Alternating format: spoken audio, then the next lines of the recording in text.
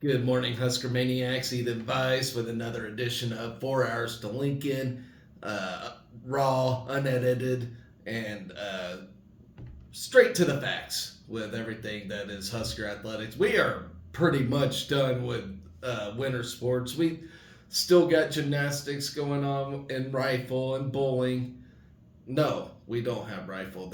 That's done too. But yeah, winter sports are pretty much done. We are entering the spring season, and it's feeling a lot more like spring right now. And it is just absolutely beautiful. So we do have a few items to go over. A bunch of Friday stuff to go over. Track and field opened up their outdoor season uh, in a good way. And baseball and softball both getting wins. Undefeated in the Big Ten in both that sports right now. I know we just started and other topics to go over. So let's get started with it. Let's talk about it. Lots of good things going on. So softball. Let's start off with that with a win against Wisconsin. Beautiful to beat Wisconsin. It wasn't a pretty win, but they got a win. Uh, Hit a season high of 4 home runs, 2 win, an 11-7 slugfest. Friday, yes, guys, I cannot talk today. Yesterday, in opening a game against, 3-game series against Wisconsin. So the 4 homers came from Nebraska's numbers 4, 5, and 6 hitters, which is Samantha Bland, Sydney Gray, and Talia Tokim. Bland and Gray each hit 1 home run, while Tokim homered twice. Combined, the trio went 6 for 13 with the 4 home runs, 8 runs scored, and 6 RBIs. Billy Andrews and Brooke Andrews each had 2 RBIs, hitting out of the top 2 spots in the lineup, while Bella Bacon went 2 for 3 and was hit by a pitch. Caitlin Kinney earned the win with a strong relief outing. After Wisconsin scored 7 runs in the first 3 innings, Kinney tossed 4 innings of shutout relief, allowing just 1 hit. Sarah Harness started for the Huskers and gave up 7 runs in 7 innings. With the win, Nebraska improved to 19-13 on the season and moved to 3-0 in Big Ten play. Shelby Jacobson took the loss for Wisconsin, which fell to 12-18 on the year and dropped to 1-3 in conference action.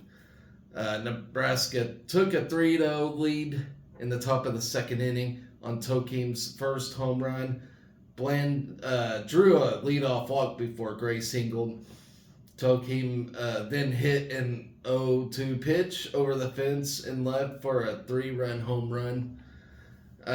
Wisconsin came right back with 4 runs in the bottom of the second. Emmy Wells led off the inning with a home run before a single, stolen base, and an RBI single cut the Husker lead to 3-2. An infield single and an error put Badgers on second and third with 1 out. Harness responded with a strikeout before a 2-out. 2-run double gave the Badgers a 4-3 lead. Nebraska regained the lead in the top of the fourth. Gray led off with a single. Bacon was hit by a 1-out pitch, and Caitlin Kaneda drew a 2-out walk to load the bases. Billy Andrews then delivered a 2-run single up the middle to give Nebraska a 1-run lead. Billy Andrews promptly stole second base before Brooke Andrews hit a 2-run single to make it a 7-4 Husker lead. Wisconsin again answered in the bottom of the frame. 3 consecutive hits to start the bottom of the fourth, plated 1 run, and cut the lead to 2. A fourth straight hit drove in 2 runs to tie the game and marked the end of the day for Harness. Bland immediately put the Big Red back in front when she led off the top of the fifth with a home run to left. Following an out, Tokim walked and Bacon singled to put runners on first and second An error then allowed a run to score as Nebraska's lead grew to 9-7. Um, the Huskers added 2 insurance runs on back-to-back home runs from Gray and Tokim in the top of the 7th. Kinney then retired Wisconsin in order in the bottom of the 7th. Nebraska and Wisconsin continued their 3-game series today starting at 1 p.m. Same as baseball with Northwestern. I'll get to that in a minute. Some post-game notes from this game. After scoring 16 runs in its last game against Illinois, Nebraska has scored double-digit runs in consecutive Big Ten games for the first time since scoring 11 runs in consecutive games against Minnesota in April of 2022. So that's good news there. The Huskers hit a season high of 4 home runs in the game. Talia Tokim, who recently returned from a year-long injury absence, went 2 for 3 with 2 homers, a walk, 3 runs, and 4 RBIs. She set a career high in runs and tied her career high in home runs and RBIs. And I was going to say, I never really got to watch the game last night. I had a event to go to, so her name ain't really clicking with me, so I hope I'm pronouncing it right. Sydney Gray went 3 for 4 with a home run, her 9th of the season. 3 hits, tied Gray's career high. Gray and Tokim hit back-to-back home runs in the 7th inning. The first time this season the Huskers have hit back-to-back homers. Samantha Bland also homered for the Big Red, her 4th of the year. Bland, Gray, and Tokim, Nebraska's number 4, 5, and 6 hitters combined to go 6 for 13 with 4 home runs, 6 RBIs, and 8 runs scored. I think I mentioned that earlier. Kaylin Kinney tossed 4 innings of shutout relief to earn her 13th win of the season. Kinney, who ranks in the top 15 nationally in victories, has recorded either the win or the save in 14 of Nebraska's 19 wins this season. So, great job, ladies. Let's get the sweep. Game 2 today. All right, moving on to our second bat sport, baseball. Getting a win against Northwestern in another gritty, contested win. Great teams do win those games. You can't just smoke a team every time. So finding a way to win these type of games is a sign of a good team. So let's talk. And I think we got our 8th or 9th straight victory in this one. So this is amazing. Great baseball team. All right, Brett Sears recorded his 6th straight quality start with 7 strong innings as Nebraska took the weekend opener over Northwestern with a 5-2 win on Friday afternoon at Rocky and Berenice Miller Park. Marked the Huskers' 8th straight victory, which is tied for the 3rd longest win streak across the last 10 seasons and the longest since 2021. We are now 18-5, scored 5 runs on 8 hits and 2 errors, while Northwestern is 10-13, total 2 runs on 8 hits. Sears earned his 5th win of the season, tossing 7 frames while allowing 6 hits with 4 strikeouts and a pair of walks. It was Sears' 6th consecutive quality start, which is tied for the longest streak by a Husker hurler since Matt Waldron recorded 6 straight in 2019. Let's see. Evan Borst walked his only batter faced out of the bullpen, while Kyle Perry threw a season high of 1.1 innings and worked out of a bases-loaded jam in the 8th inning. Ron Sanders got the final 2 outs to secure his 2nd save of the season. Will Walsh led the Big Red at the plate, going 1 for 2 with a 2-run blast in the 2nd inning. Riley Silva finished 2 for 4 on a pair of singles and stole his 15th base of the season. Cole Evans drove in 2 runs for the Huskers, while Josh Karen and Caden Broombaugh added a hit apiece. Northwestern struck first in the opening frame off of Sears, launching a solo home run to right to bring an end to the right-hander's 15-inning scoreless streak. It also snapped NU's scoreless starter streak at 23.2 consecutive innings. The Huskers responded in the second inning, starting with a one-out single from Ingram through the right side. Walsh followed suit, smashing his 4th long ball in just his 16th at-bat of the season over the left field fence to give Nebraska a 2-1 lead.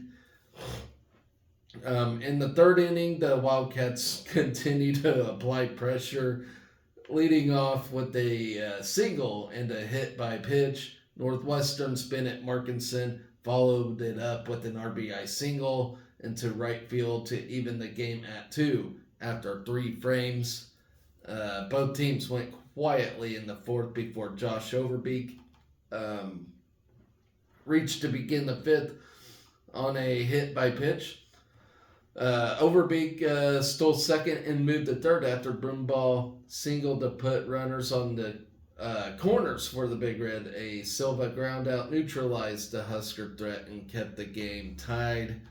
After a rocky first 2 innings on the mound, Sears settled in and retired 12 straight Wildcat batters to keep the game tied at 2 after 6 innings. Nebraska finally broke through in the 7th inning as a full count walk by Sanderson and single from Silva put runners on the corners. Silva stole second base, paving the way for Evans' RBI sac fly to right field to plate Sanderson and put the Big Red ahead 3-2. Karen then singled it to the shortstop to drive in Silva and double the lead. Recording his team-leading 27th RBI of the season. Sears began the 8th inning by issuing a walk and hitting the next batter, drawing on Borst, who entered the game with runners on first and second and no outs. The right-hander walked the only Wildcat he faced to load the bases for Perry. The southpaw forced a flyout and 2 straight groundouts to escape the bases-loaded jam and keep the Huskers in front 4-2. For Perry, it marked his 9th scoreless appearance on the season and 4th straight outing without allowing a run. The Huskers tacked on another run in the top half of the 9th frame to make it 5-2 with Nebraska ahead. Rhett Stokes singled to begin the frame and scored after Evans' single to third base bounced off the bag and trickled it into left field. Perry came back out for the bottom half, pegging the leadoff man and walking the next before forcing a flyout to end his day. Sanders allowed a single to load the bases, but set down the final 2 Wildcats to secure the Huskers' 18th win of the season. And we continue the weekend series today at 1 p.m. And so on and so forth. All right, so got the win. Beautiful win. All right, let's move on. Women's tennis gets a win against Minnesota. Big Ten win. I think it's their first of the season. Let's see. Yes, that would be our first Big Ten of the year. So behind 2 tiebreak victories, the Nebraska women's tennis team, who is now 10-6 and 1-4 in the Big Ten, grabbed the first conference win and snapped Nebraska's 5-match losing streak, topping Minnesota, who is now 9-7 and 2-2 in the Big Ten, 4-3. So it's a close one. All right. The match against the Gophers started with doubles play. Clinching the first point for the Huskers were Rafaela Kesei and Maja Petrovic on court 1 as they defeated Inali Kosovar and Emma Mini. Okay, I can't pronounce that. All right. 6-3 on court three. Lucy Loy and Isabella Drover Gallego defeated Ava Schmitz and Sophia Pisani 6-3 to gain the doubles point. On court two, number 75, Anna Zamburik and Anfisa Danilchenko match was abandoned at 3-5. And I don't understand why people abandon matches. I just don't get that. Okay, with the 1-0 Husker lead, Petrowicz battled Emma Biliuanami, but fell on court 4, 6-2, 6-2 to even the match at 1-all. On court 1, Cassie extended the Husker lead back to 2-1 as she took the match in straight sets at 6-0, 7-6 over Maya Liepert. The Huskers then recorded 2 straight victories as Zamburik defeated Sophia Pinton on court 5, 6-3, 6-4, and junior Jillian Rua topped the Gophers' Sophia Pisani 6-1, 7-6 to clinch the victory for Nebraska. With a win, Roa continued her unbeaten streak and improved to 3-0 on the season. Former Gopher and current Husker Danilchenko was defeated by sophomore Anali Kosovar 6-4, 7-5, 6-3 on court 2 to give Minnesota their third point, but the Huskers topped Minnesota 4-3. Up next, the Huskers head to Madison, Wisconsin to face number 29 Wisconsin on Sunday. Yeah, this Sunday, which is tomorrow at noon. And actually, you can watch that match on uwbadgers.com. So something other than that play site, which I get confused by. So that's really awesome. All right. Moving on. So track and field has started day 1 of the outdoor season, and we split it up into 3 places. So let's talk about it real quick. And it looks like we had a good start. Nebraska track and field began its outdoor campaign on Friday, split between the Florida Relays, Stanford Invitational, and Mike Finelli Track Classic. And Nico Serra brought in a title, while 3 additional athletes joined her in climbing in the all-time performance list. Sarah recorded a personal best javelin mark in Gainesville, Florida, to secure the win and crack the all-time list for the first time. Her 177.11 is the 9th best throw in school history. Then you have Emanuela Kesei. She pinched in a runner-up finish with a 173-6 in her first meet as a Husker.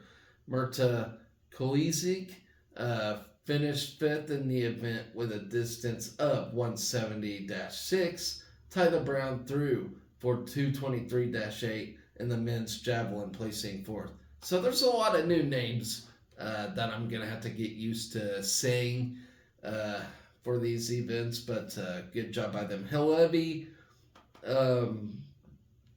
Hillevi Carlson posted the 5th best hammer throw mark in school history with a 203.11 to take 4th. Kimmy Garabian added an 8th place finish with an 188-7.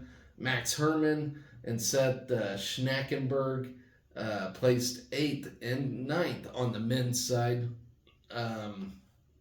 Mane de Klerk threw the 6th best discus mark in school history on her first time competing in the event for Nebraska. The transfer from Oregon went 181-0 to claim 4th in the invitational section. Kaylin Meyer joined De Klerk in the invitational section, going 172-1 to take 7th. In the women's long jump invitational, Lishana Ives grabbed third with a leap of 20-11 and a quarter, and Ashley McElmurray placed sixth with a 20-5 and a quarter. On the men's side, Kavian Kerr went 24 and a quarter to grab ninth place. I swear I'm not getting old, people. It's just morning and my eyes are gooey. Okay, so Mason Cooey and Reed Nelson teamed up for top 5 finishes in the open section of the men's high jump. Cooey, in his first collegiate outdoor meet, cleared 6:11 to place second, while Nelson secured fourth with a 6:9.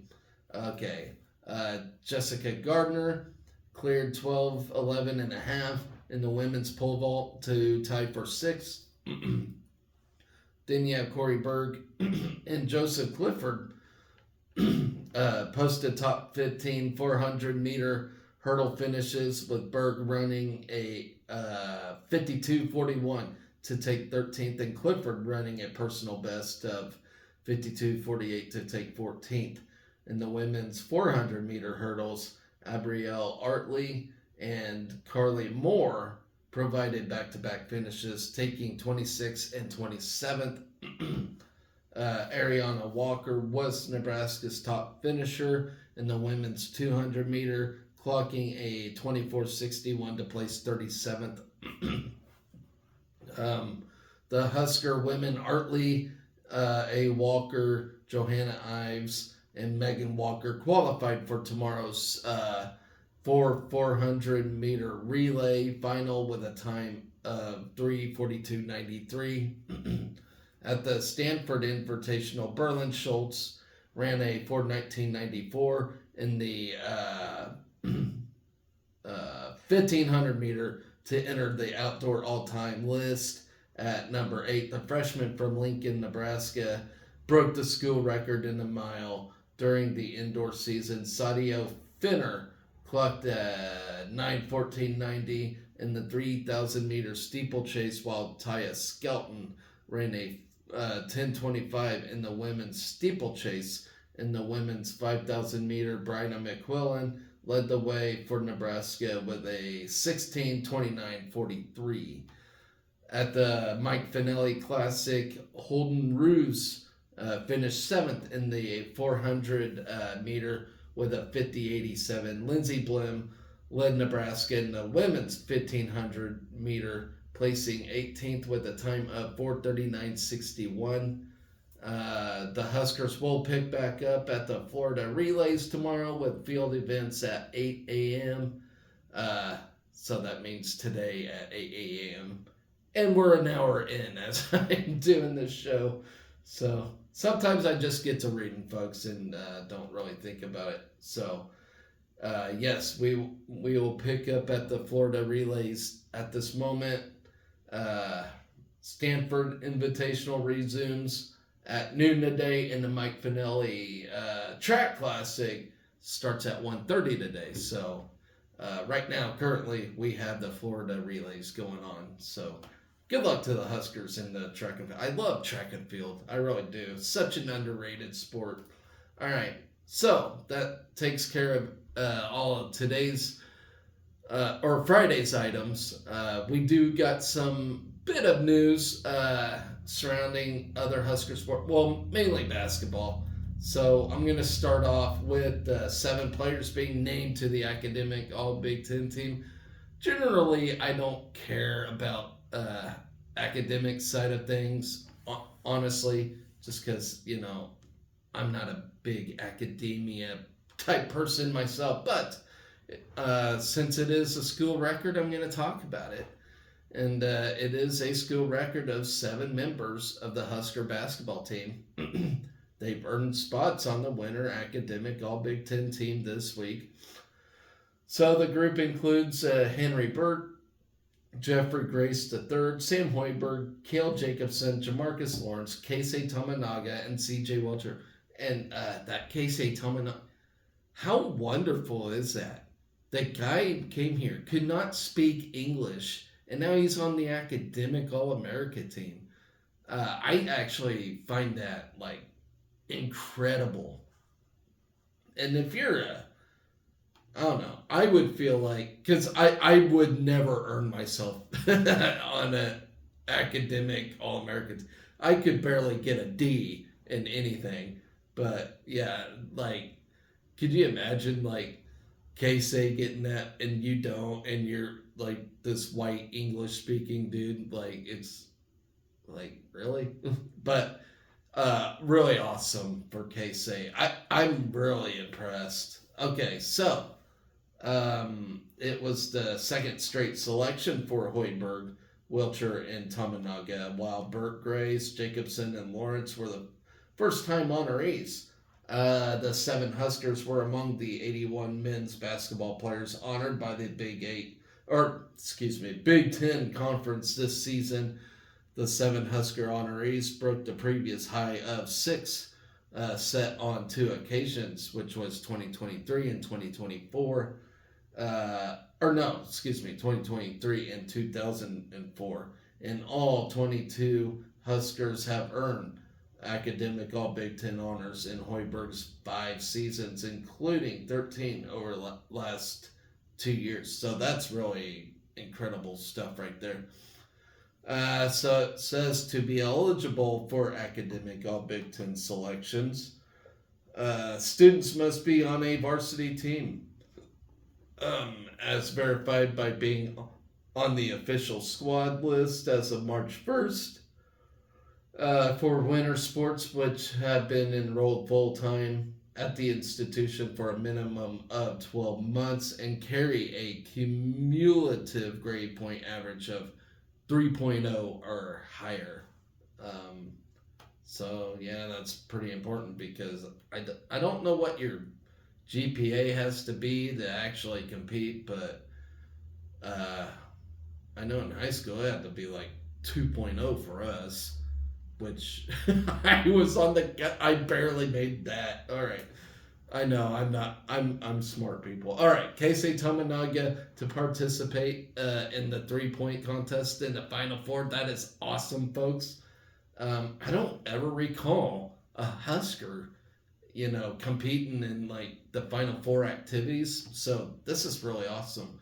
All right, so he's been selected at the Haynes Men's 3-point Championship roster for the 35th annual State Farm College Slam Dunk and 3-point championships at Grand Canyon University in Phoenix on Thursday, April the 4th. Tamanaga is one of 8 players that will participate in the 3-point competition, which will air live on ESPN at 8 p.m. Central. So that's really cool. We get a Husker in Final Four activities. Tamanaga is the first Husker men's basketball player to ever compete in the event since it began in 1989. As he will compete in the 3-point contest, obviously. The 6'2 guard has been one of the most prolific 3-point shooters in program history as he finished his 3-year career in placed 7th on Nebraska's career chart with 178. He comes off his best season in 2023-24, averaging 15 points per game while posting career highs in nearly every offensive category en route to second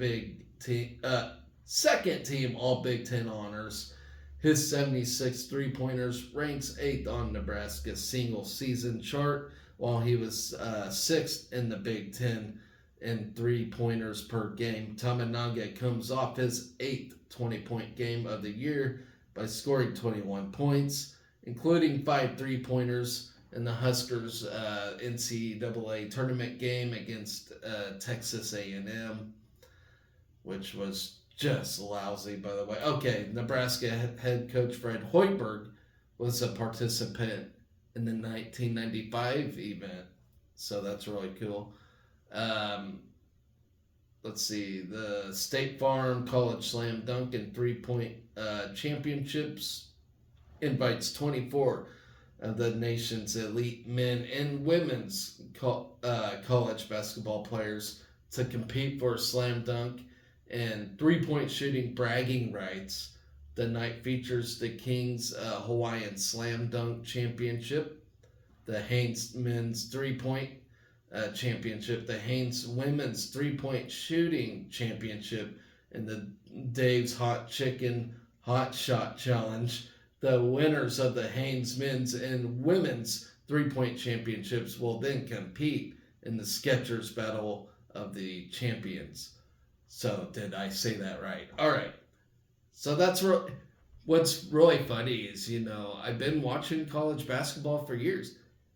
Never have I ever known there was a like 3-point shooting or slam dunk contest.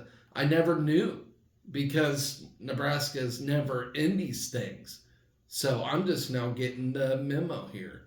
That's incredible. So of all these years, because once we're out, then I don't really care. So this is really cool. So I'll have to check in and check it out. All right. Since the event's inception, several of the top players in college basketball have competed in the State Farm College Slam Dunk and 3-point championships before moving on to the professional ranks.